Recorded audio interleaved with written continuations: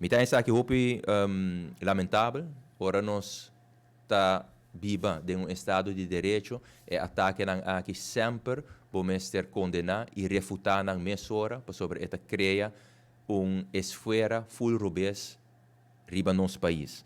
Por motivo é 24 de outubro me manda carta para o Ministério Público, den qual como Ministro de Justiça responsável para o bom funcionamento do Ministério Público, me apunta uma reação riba a acusação aqui. Entre outros também, me apunta para aclarar se em verdade o Ministério Público que DRH por cooperar com outro para de forma em caso disciplinário informação por word compartilhar. Apesar que não sabe que essa aqui está existir e acaba por ano 2006, sin embargo, me apunta uma reação do Ministério Público para nós ter essa aqui também preto riba branco.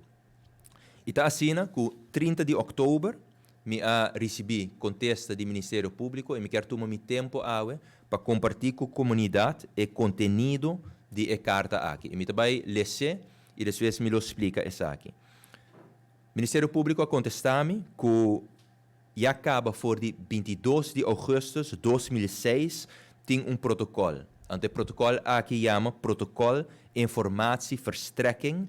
O protocolo aqui na 2006 a worden firma door de Prokuror-General de tempo e o diretor de maneira nós conhecemos hoje em dia Departamento de Recursos Humanos. Então, o protocolo aqui não sigue elaborado em carta para o Ministério Público antecipando cambio legislativo por compartilhar certa informação ora tem caso andando que DRH para de forma é caso disciplinário também por seguir cana.